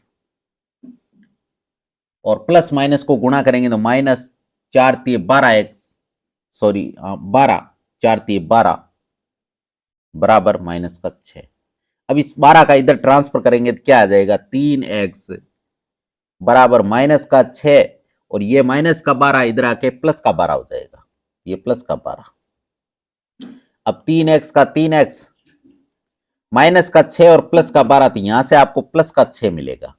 हमें चाहिए x की वैल्यू, तो x बराबर क्या आ जाएगा? 6/3, यानी x की वैल्यू आपके यहां से कितनी आ चुकी है? x की वैल्यू यहां से आपके 2 आ चुकी है। ये आपके x का मान आ गया। या आपने पहले y का निकाला, अब आपने x का निकाल लिया, तो x और y दोनों का मान आपको मिल चुका है। अब है आपका दूसरा सवाल। दूसरा सवाल क्या है कि निम्न समस्याओं के रेखिक समीकरण के युग्म को बनाइए और उनके हल, अगर उनका अस्तित्व है तो उनका हल भी याद कीजिए। यानी ये कह रहा है वर्ड प्रॉब्लम वाले सवाल है, इस सवाल को पढ़ना है, आपको समीकरण बनाना है और फिर समीकरण का आंसर निकालना है। तो ये क्या कह रहा है? पहला सवाल है इसका कि यदि हम अंश में एक जोड़ दे और हर में से एक घटा दे तो भिन्न एक बन जाती है, एक में बदल जाती है। यदि हर में एक जोड़ दे तो ये 1/2 हो जाती है। भिन्न क्या है? यानी भिन्न बतानी है। तो माना, अगर भिन्न बतानी है सबसे पहले भिन्न को मानना पड़ेगा। माना भिन्न x/y है, x/y है। इसका मतलब सबसे पहले ये क्या कह रहा है? यदि अंश में एक जोड़े और हर में से एक घटा दे। अंश कौन सा होता है? ऊपर वाला अंश, नीचे वाला हर। तो x में एक जोड़ोगे, इन अंश में एक जोड़ दिया, हर में से एक घटा दोगे। हर कौन है? y। तो y में से एक घटा दोगे तो हमें भिन्न क्या मिलेगी? भिन्न मिलेगी, भिन्न एक में बदल जाती। एक का मतलब भिन्न का आंसर एक आएगा। एक का बट्टा में अगर कुछ नहीं तो एक लगा दो, इसका मतलब एक ही है। एक में एक का भाग देते तो आंसर एक ही आता। अब यहां से अपन कर देंगे तिरछा गुणा। अगर तिरछे गुणे करेंगे तो x प्लस 1 और इधर से करेंगे इसको गुणा तो y एकम y और माइनस का 1। अब देखो चर चर वाले पद एक तरफ, यानी x माइनस वाई, भाई इधर आएगा तो माइनस का हो जाएगा, और इधर पहले से माइनस 1 है, ये एक इधर आएगा तो ये भी आपके माइनस का हो जाएगा। यहां से आपको समीकरण मिल जाएगा x माइनस वाई बराबर माइनस के 1 और 1 माइनस के कितने हो गए? 2। यह आपके इक्वेशन नंबर फर्स्ट हो गई। समीकरण पहला यहां से बना लिया। अब दूसरा समीकरण क्या कह रहा है? दूसरा कह रहा है कि यदि हर में एक जोड़ दे, अंश का कुछ नहीं बोला है लेकिन हर में एक जोड़ना है। अंश में कुछ नहीं बोला है तो अंश का तो सेम ही रखो, अंश यानी x रखो, लेकिन y में आपको क्या करना है? y में एक जोड़ना है। तो भिन्न आपको क्या मिल जाएगी? भिन्न मिल जाएगी 1/2। क्या मिल जाएगी? तिरछे गुणे करोगे तो क्या आ जाएगा? 2x बराबर y प्लस 1। अब यहां से देखो 2x इधर आएगा तो ये माइनस का y हो जाएगा बराबर 1। ये आपके बन गई इक्वेशन नंबर सेकेंड। अब समीकरण 1 और 2 को ध्यान से देखो। देखो इसमें भी माइनस का y और इसमें भी माइनस का y है, लेकिन पद समान है। इसका मतलब अब देखो दोनों के चिन्ह सेम है, इसलिए आपको घटाना पड़ेगा। तो यहां से लिखोगे समीकरण 1 में से 2 में से समीकरण 1 घटाने पर घटाएंगे तो यानी 2x माइनस वाई बराबर 1। वैसे आप 1 में से 2 भी घटा सकते हो, उससे आंसर में कोई चेंज नहीं आएगा। तो ये हो गया आपके दूसरा समीकरण। पहला समीकरण क्या है? पहला समीकरण है आपके x माइनस वाई बराबर माइनस का 2। अब देखो नीचे वाले पद अगर घटा रहे तो सबके चिन्ह चेंज हो जाएंगे। ये प्लस का है तो माइनस हो जाएगा, ये माइनस का है तो प्लस हो जाएगा, ये माइनस का है तो प्लस हो जाएगा। अब देखो ये तो पूरा पूरा कट जाएगा क्योंकि ये माइनस का ये प्लस का। ये 2x है प्लस के 1x है माइनस का, इसका मतलब यहां से आपको x मिलेगा। अब देखो एक भी प्लस का, 2 भी प्लस का, तो यहां से कितनी वैल्यू आ गई? 3। इसका मतलब x का मान आपके 3 आ चुका है। x का मान 3 आ चुका है। अब x का मान समीकरण 1 या 2 में रख दो, तो आप लिखोगे x का मान समीकरण 1 में रखने पर, किसमें रखेंगे, समीकरण 1 में। और एक पहला समीकरण हमारा क्या है, पहला समीकरण है हमारा x माइनस वाई बराबर माइनस का 2। तो इसमें हम x की वैल्यू रखेंगे, तो x की वैल्यू कितनी है, 3 माइनस वाई बराबर माइनस का 2।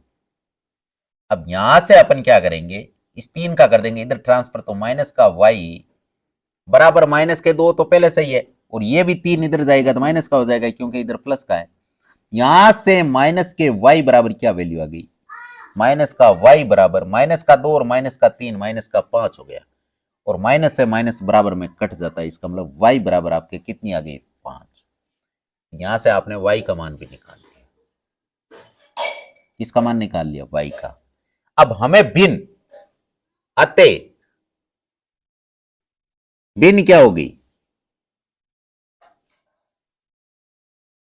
भिन्न आपके क्या होगी, भिन्न आपने माना था x बटे वाई, इसका मतलब x का मान कितना, x का मान है आपके 3, और y का मान कितना है, y का मान है 5। तो इसका मतलब भिन्न क्या मिल गई, 3/5। क्या मिल चुकी है, 3/5। भिन्न हमें मिल चुकी है 3/5।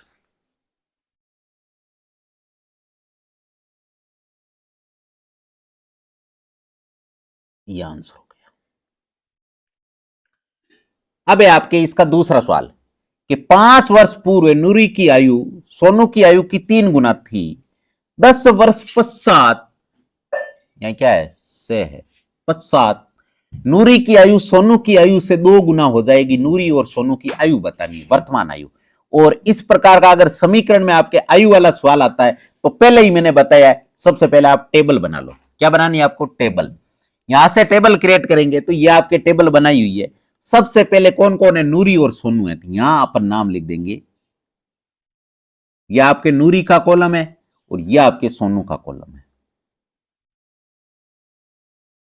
अब यहां से सबसे पहले लिखेंगे वर्तमान आयु। वर्तमान आयु क्या है, वर्ष में, 1 मिनट,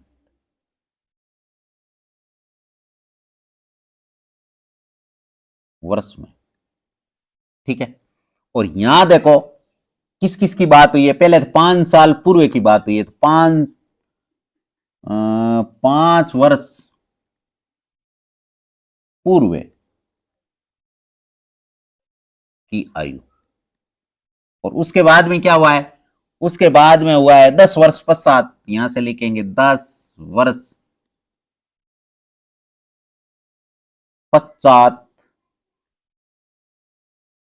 की आयु,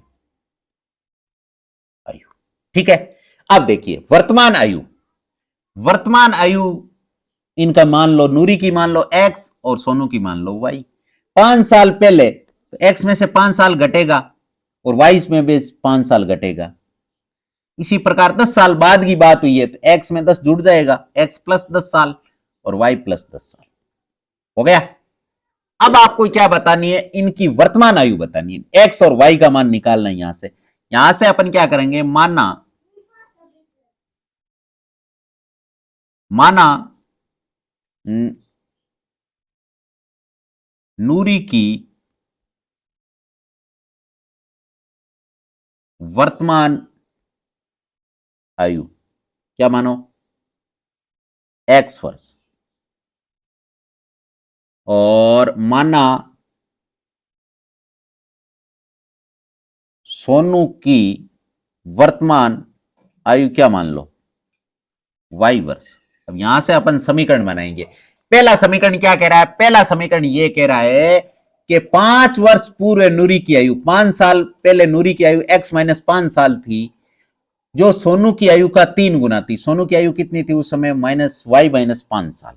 अब यहां से अपन समीकरण बनाएंगे कि भाई नूरी की 5 साल की पहले की आयु यानी x-5 है ना, ये उस टाइम सोनू की आयु थी y-5 का 3 गुना थी। कितने गुना थी? 3 गुना। इसका मतलब इसको जब आप सोनू की आयु को 3 गुना करोगे ना, तब ये नूरी की आयु के बराबर होगा। 3 गुना का मतलब अगर ये 15 साल की है, उस समय 15 साल की थी, तो सोनू उस समय 5 साल की थी। तो इन दोनों को बराबर करने के लिए 5 को आप 3 से गुणा करोगे, तब ये 15 के बराबर आएगी, इसलिए इसको 3 से गुणा किया गया। अब यहां से समीकरण बनाएंगे तो x-5, अब 3 को इससे गुणा करेंगे तो 3y माइनस प्लस माइनस 5×3=15। अब यहां से देखो x, इस 3y का इधर ट्रांसफर करेंगे तो माइनस का 3y बराबर माइनस का 15, और इस 5 का इधर ट्रांसफर करेंगे तो प्लस का 5 हो जाएगा। तो यहां से हमें समीकरण क्या मिलेगा? फाइनली समीकरण हमें मिलेगा x-3y बराबर माइनस के तो है 15 और प्लस के है 5, इसका मतलब माइनस के आपको 10 मिलेगी, और यह आपके इक्वेशन नंबर फर्स्ट होगी। ठीक है, अब बनाएंगे दूसरा समीकरण। दूसरा समीकरण क्या कह रहा है कि लेकिन 10 साल पश्चात नूरी की आयु सोनी की आयु की 2 गुना हो जाएगी। नूरी की आयु का मतलब 10 साल बाद में नूरी की आयु कितनी है? x प्लस 10 साल, जो आपके ये सोनू की आयु यानी y प्लस 10 साल की 2 गुना, यानी इसको 2 से गुणा करेंगे। यहां से x प्लस 10, अगर 2 से इस पूरे समीकरण को गुणा करेंगे, इसको गुणा करेंगे तो 2y प्लस 10 दूनी 20। अब यहां से x, इसका इधर ट्रांसफर करेंगे तो माइनस के 2y बराबर 20, इस 10 का इधर ट्रांसफर करेंगे तो माइनस का 10 हो जाएगा, और यहां से x-2y बराबर 20 में से 10 गया तो 10, और यह आपके इक्वेशन नंबर सेकंड बन गई।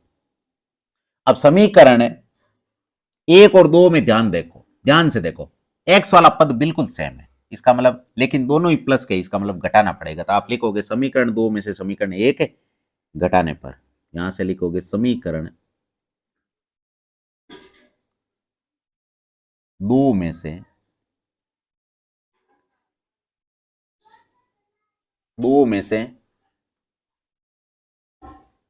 समीकरण 1 घटाने पर, 2 में से 1 घटाएंगे तो दूसरा समीकरण हमारे क्या है? x-2y बराबर 10, और पहला समीकरण क्या है? x-3y बराबर माइनस का 10। अगर चिन्ह चेंज करेंगे, नीचे वाले सभी पदों के चिन्ह चेंज हो गए अगर घटा रहे हैं तो। ये प्लस वाला माइनस, प्लस वाला माइनस वाला प्लस, ये भी माइनस वाला प्लस। अब देखो x x तो कट जाएगा, ये प्लस का है, ये माइनस का है। 2y माइनस के 3y प्लस के, यहां से आपके प्लस का y बचेगा। क्या बचेगा? प्लस का y बचेगा। अब देखो प्लस के 10 और प्लस के 10, 10 10 कितने हो गए? 20। इसका मतलब y की वैल्यू कितनी आ चुकी है? 20 साल। इसका मतलब y किसकी मानी थी हमने उम्र? y हमने मानी थी सोनू की, तो सोनू तो 20 साल की है।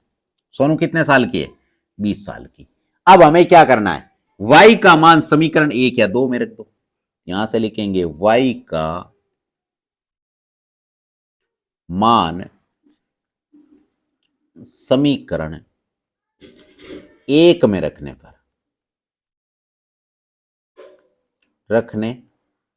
तो हम समीकरण 1 में रखेंगे। तो पहला समीकरण हमारा क्या है? x-3y बराबर माइनस का 10, और यहां से अपन y का मान रखेंगे तो x-3 गुणा y का मान 20 है बराबर माइनस का 10। अब यहां से x और 20 थी माइनस के 60 बराबर माइनस का 10। अब इस 60 का इधर ट्रांसफर करेंगे तो x बराबर क्या आ जाएगा? माइनस का 10 है, और ये 60 इधर माइनस का इधर आएगा तो प्लस का 60 हो जाएगा, और यहां से x की वैल्यू कितनी आ जाएगी? x बराबर आ जाएगा आपके प्लस का 50, क्योंकि प्लस के 60 थे जिसमें से 10 चले गए, इसका मतलब x की वैल्यू आ गई 50। अब यहां से लिखेंगे अतः आपके कौन कौन है? अतः नूरी की वर्तमान आयु, नूरी की वर्तमान आयु कितनी है? नूरी की वर्तमान आयु है x वर्ष, यानी x का मान हमने 50 निकाला था, 50 वर्ष। और सोनू की वर्तमान आयु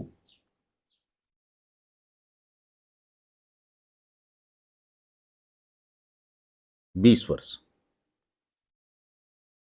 ये इनके दोनों के आंसर हो चुके हैं, ये दोनों के आंसर हो चुके हैं। अब है आपके तीसरा सवाल कि दो अंकों की संख्या के अंकों का योग 9 है। इस संख्या का 9 गुना संख्या के अंकों को पलटने से बनी संख्या का 2 गुना है, तो वो संख्या क्या है? दो अंकों की संख्या के अंकों का योग तो आपको 9 दे रखा है। इस संख्या का 9 गुना संख्या अंकों को पलटने से बनी संख्या का 2 गुना है, वो संख्या क्या है? तो सबसे पहले देखिए, माना माना संख्या का इकाई अंक, क्या मानो, x, और माना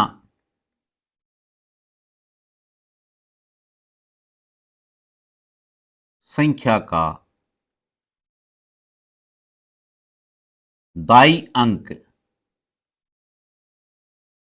y है, तो संख्या क्या बनेगी? दो अंकों की संख्या है तो 10y प्लस एक्स ही बनेगी, ये तो संख्या है। अब यहां से अपन समीकरण बनाएंगे। तो पहला समीकरण क्या कह रहा है? दो अंकों के संख्या के अंकों का योग, अंकों का योग का मतलब x और y को अगर आप जोड़ोगे तो आपको 9 मिलेगा। यह आपके इक्वेशन नंबर फर्स्ट बन गई। दूसरा समीकरण क्या है कि इस संख्या का 9 गुना, संख्या कौन सी? 10y प्लस एक्स, इसका 9 गुना संख्या के अंकों को पलटने पर, यानी इकाई वाला दाई के स्थान पर, दाई वाला इकाई के स्थान पर, इसका मतलब 10x प्लस वाई, इसके कितना गुना के बराबर है? 2 गुना के बराबर है। अब देखो, इस पूरे को 9 से गुणा करोगे तो 90y प्लस 9 को अगर x से गुणा करोगे तो 9x। इधर देखो, 10 दूने 20x प्लस y को अगर 2 से गुणा करेंगे तो 2y। अब देखो, यहां से 90y, इस 2y को इधर लाएंगे तो माइनस का 2y। इधर देखो, प्लस के 9x, इसको इधर लाएंगे तो माइनस के 20x हो जाएंगे। बराबर क्या बचेगा? 0 बचेगा। भाई कुछ नहीं बचा तो 0 बचा है। अब यहां से देखो, सबसे पहले x वाला पद लिखते हैं, तो सबसे पहले x लिख दो, लेकिन y वाला लिख दो पहले। y वाला लिखेंगे तो 90y में से 2y गए तो पीछे कितने y बच गए? 88y। फिर देखो, 9x है प्लस के 20x है माइनस के, इसका मतलब यहां से आपके माइनस के 11x बराबर 0। अब देखो, इन दोनों में से कॉमन आ रहा है 11, 11 कॉमन आएगा तो यहां तो आपके 8y बच रहा है, माइनस 11 में 11 का भाग, एक बार एक को अगर x से गुणा करेंगे तो x बराबर 0। इसका मतलब 11 गुणा में तो इधर भाग में आएगा, तो यहां से आपके क्या मिलेगा? यहां से आपके मिलेगा 8y माइनस x बराबर, अगर 0 में 11 का भाग देंगे, 0 में किसी का भाग दो, उत्तर 0 ही आता है। अब यहां से ये इक्वेशन नंबर आपके सेकंड बन गई। कौन सी बन गई? सेकंड। अब फर्स्ट और सेकंड में देखो, फर्स्ट और सेकंड में, फर्स्ट में x प्लस का है, सेकंड में x माइनस का है, लेकिन गुणांक दोनों का सेम है। इसका मतलब आपको जोड़ने से काम हो जाएगा, यानी समीकरण 1 हुए 2 को जोड़ने और दोनों समीकरणों को जोड़ेंगे। अगर दोनों समीकरणों को जोड़ेंगे तो पहला समीकरण तो क्या है? x प्लस वाई बराबर 9 है, और दूसरा समीकरण क्या है? अब देखो, x के नीचे x वाला पद, तो ये माइनस का x प्लस के 8y बराबर 0। अब यहां से देखो एक्स एक्स तो कट जाएगा डायरेक्ट, और 8 और 1 कितने हो गए 9y। 9y प्लस के बराबर 9। हमें चाहिए y का मान, तो y का मान 9/9, यानी y बराबर आ गया आपके 1। कितना आ चुका है, y बराबर आपके 1 आ चुका है। एक बार यहां लिख दो इस स्टेप में। अगर y का मान 1 आ गया, इसका मतलब आपके दाई का अंक तो 1 है। अब निकालते इकाई का अंक। क्या निकालते, इकाई का अंक। तो यहां से y का मान समीकरण 1 में रखने पर, समीकरण 1 में रखेंगे तो पहला समीकरण हमारे क्या है, x प्लस वाई बराबर 9। x प्लस वाई का मान कितना, 1 बराबर 9। यहां से इस 1 का इधर ट्रांसफर करेंगे तो x बराबर 9 माइनस 1। x का मान कितना आ जाएगा, x बराबर आपके 8 आ जाएगा। कितना आ जाएगा, 8। x का मान 8 हो चुका है, y का मान आपके 1 आ चुका है। अब क्या करना है, अब आपने यहां से नंबर अतः प्राप्त संख्या होगी, क्या होगी, हमने माना है 10y प्लस एक्स, इनका रखो मान, तो 10 इंटू वाई का मान हमने कितना निकाला था 1, प्लस एक्स का मान कितना निकाला 8, तो 10 8 कितने हो गए 18। यहां से वो नंबर कौन सा 18 है। अब वापस चेक कर लेते। सबसे पहले देखो दोनों अंकों का योग, तो 8 1 9 हो रहा है, इसका मतलब पहला तो सेटिस्फाइड हो रहा है। दूसरा क्या है, इस संख्या का 9 गुना, इस संख्या का 9 गुना, यानी संख्या मिली हमें 18, इसका 9 गुना बराबर है इस संख्या के अंकों को पलटने से बनी संख्या का 2 गुना। इस अंकों को पलटेंगे, इकाई वाला दाई के स्थान पे दाई वाला, ये नंबर क्या हो जाएगा, ये नंबर हो जाएगा 81, इसके 2 गुना के बराबर है। अब देखो 18 नमी 162 होता है, और 81 दूना भी 162 होता है। यहां से देखो हमने सिद्ध कभी कर दिया, ये राइट है। इसका मतलब हमने जो संख्या सोची है वो बिल्कुल सही है। इसका राइट आंसर 18 है। अब आप इसमें 18 भी कर सकते हो, या अगर आपने इसमें वो मैंने बताया ना भाई, एक्स को बड़ा मानोगे या फिर वाई को बड़ा मानोगे, तो इसमें आपके नंबर उल्टा भी मिल सकता है। क्या मिल सकता है, उल्टा भी मिल सकता है। यानी आप अगर इसमें क्या मिल सकता है, वापस 81 भी मिल सकता है। क्या मिल सकता है, 81।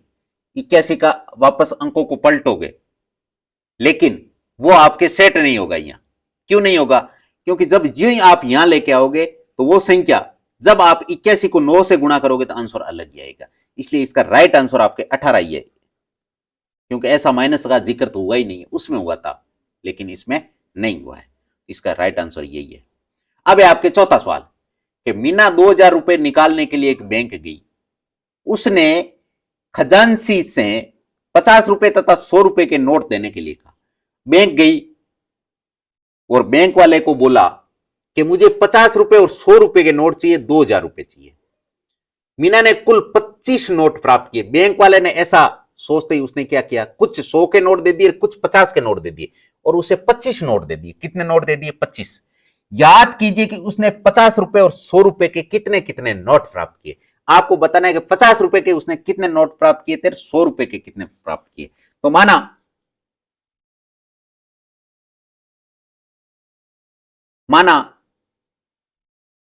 रुपए 50 के नोट एक्स मान लो, और माना रुपए 100 के नोट, इनको वाई मान लो। अब यहां से अपन समीकरण का निर्माण करेंगे। तो सबसे पहले उसने क्या है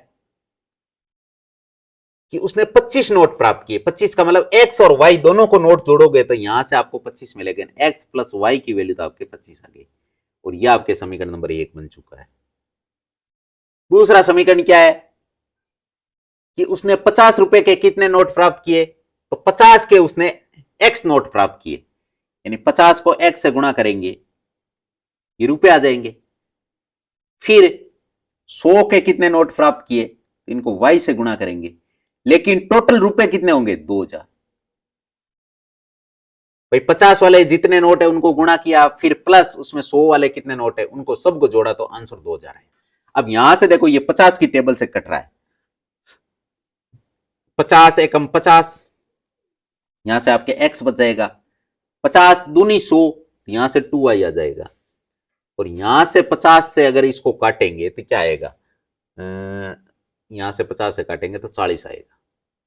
यह आपके इक्वेशन नंबर सेकंड हो गई। अब समीकरण 1 और 2 को ध्यान से देखो, एक्स वाला पद बिल्कुल सेम है लेकिन चिन्ह दोनों का सेम है, तो इसका मतलब घटाना पड़ेगा, तो यहां से लिखेंगे समीकरण 2 में से समीकरण 1 घटाने पर, समीकरण 2 में से समीकरण 1 घटाएंगे तो पहला समय, दूसरा समय, ये क्या नाम है, ये दूसरा समीकरण क्या है, एक्स प्लस 2y बराबर 40, जिसमें से पहला समीकरण क्या है, एक्स प्लस वाई बराबर 25।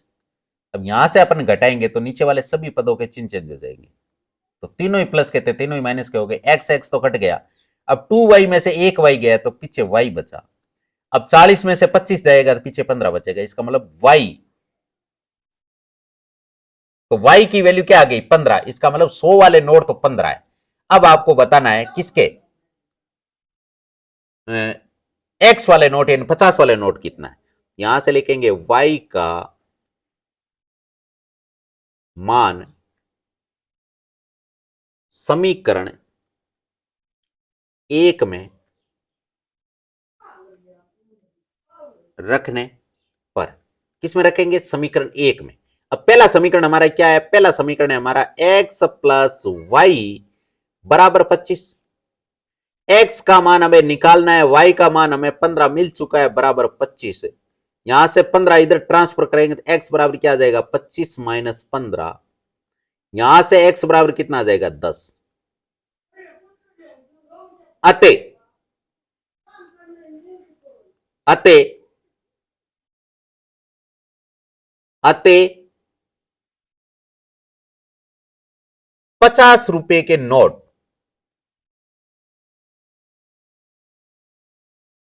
कितने, x है, x का मान कितना आया 10, और 100 रुपए के नोट कितने हो गए, y का मान हमने कितना निकाला 15, ये 10 और 15 25 हो रहे हैं ना नोट भी।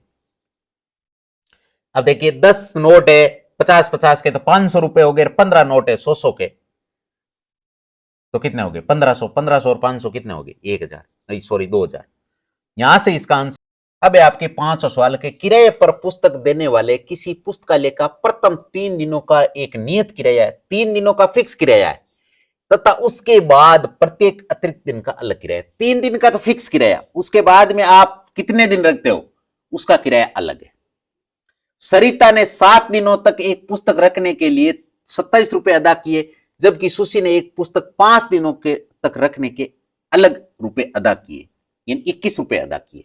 नियत किराया तथा प्रत्येक अतिरिक्त दिन का किराया याद कीजिए, तो यहां से लिखेंगे माना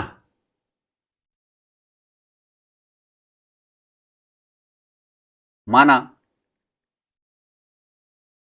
नियत किराया यानी फिक्स किराया कितने रुपए, x रुपए, और माना प्रतिदिन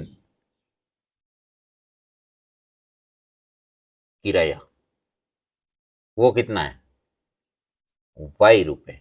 सवाल वाला ये कह रहा है कि जैसे अगर आप 3 दिन बुक रखोगे तो उसका किराया अलग है, भाई 3 दिन में आप 1 दिन रखो तो भी 3 दिनों का किराया लगेगा, 2 दिन रखो और चाहे 3 दिन रखो, ये 3 दिन का किराया तो फिक्स है। उसके बाद में जो ही चौथा दिन आएगा तो 3 दिन का किराया तो फिक्स है ही, चौथे दिन का 1 दिन का किराया और देना पड़ेगा आपको अलग से, वो अलग फिक्स राशि है, कोई अलग राशि है। दूसरा दिन अगर आपने 5 दिन रखा तो 3 दिन का तो फिक्स किराया है ही, 2 दिन का जिस हिसाब से चौथे दिन लगा उसी को 2 से गुणा कर देंगे। अगर आप 6 दिन रखोगे तो 3 दिनों का तो अलग है, 3 दिनों का आपके फिक्स जो प्रतिदिन का किराया है उसको 3 से गुणा कर देंगे। इस प्रकार की ये बात कह रहा है। तो क्या किया, तो सरिता ने 7 दिन पुस्तक रखी। कितने दिन? 7 दिन सरिता ने। इसका मतलब पहले तो 3 दिनों का एक्स रुपए चुकाएगी, फिर आपके 4 दिनों का वो वाई रुपए के हिसाब से चुकाएगी, नहीं 4 वाई बराबर टोटल कितने रुपए चुकाएगी वो? 27 रुपए। यह आपके इक्वेशन फर्स्ट होगी। अब सेकंड क्या है कि जबकि सुशी एक पुस्तक को 5 दिन तक रखती है। कितने दिन रखती है? 5 दिन। तो इसका मतलब 3 दिन का किराया फिक्स है, ऊपर दिन कितने में? 2, तो 2 वाई बराबर 21 रुपए अदा करेगी। यह आपकी इक्वेशन होगी सेकंड।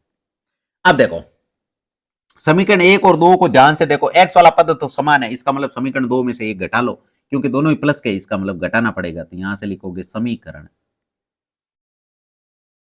2 में से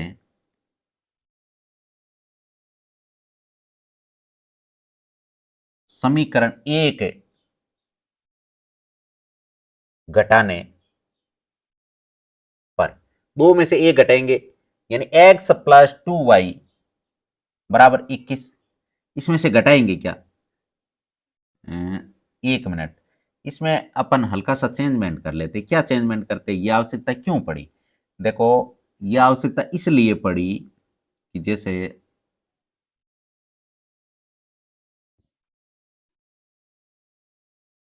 यह आवश्यकता अभी आपको बता रहा हूं क्यों पड़ी है।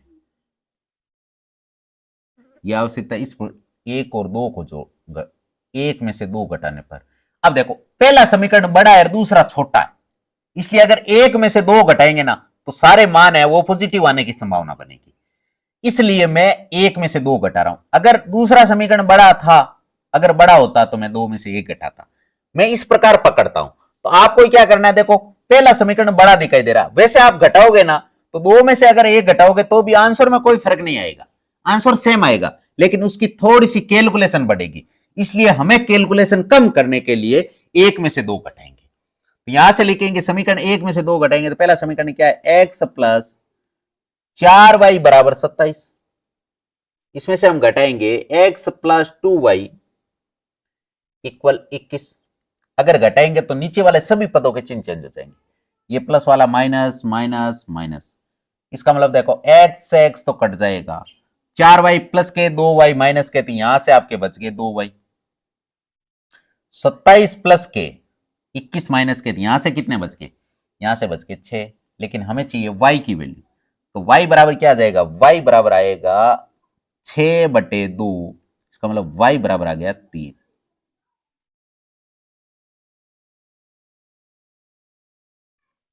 वाई बराबर 3, इसका मतलब फिक्स दिन का यानी अतिरिक्त दिन का प्रतिदिन का किराया 3 रुपए पर डे है। और फिक्स किराया अभी निकालेंगे तो हम क्या करेंगे? वाई का मान किस में रखेंगे? वाई का मान समीकरण 1 या 2 किसी में रख दो, 1 में रखने पर। तो पहला समीकरण क्या है? X plus 4 y equal 27। यहां से 3 का मान रखेंगे तो एक्स प्लस 4 गुणा 3 बराबर 27। तो एक्स प्लस 4×3 = 12 बराबर 27। यहां से 12 का ट्रांसफर करेंगे तो एक्स बराबर क्या आ जाएगा? 27 माइनस 12, तो एक्स बराबर क्या आ जाएगा? एक्स बराबर 15। यानी फिक्स चार्ज तो है उसका 15 रुपए, चाहे 1 दिन रखो और चाहे 2 दिन रखो या 3 दिन रखो, 3 दिनों तक 15 रुपए है।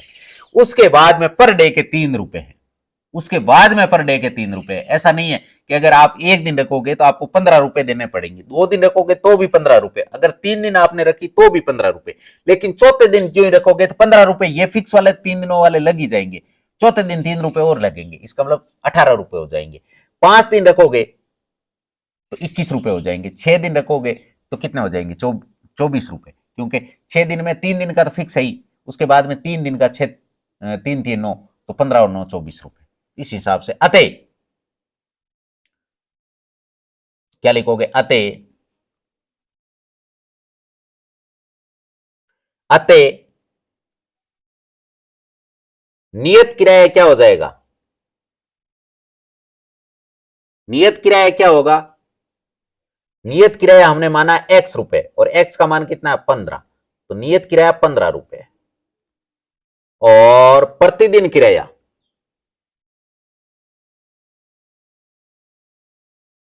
जो हमने y माना है और y का मान हमने कितना निकाला, y का मान हमने 3 निकाला है, तो 3 रुपए।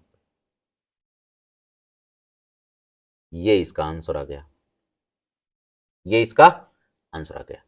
हाँ, तो इसी के साथ आपके 3.3 कंप्लीट हुई। आपको इसका सॉल्यूशन समझ में आया है? किसी भी प्रकार का अगर आपको डाउट है तो नीचे वीडियो के कमेंट बॉक्स में आप लिख के बता सकते हो। अगर आपको वीडियो अच्छी लगी है, वीडियो पसंद आई है, तो वीडियो को लाइक शेयर एंड चैनल को सब्सक्राइब कर लेना। All the best, take care, bye bye, जय हिंद जय भारत।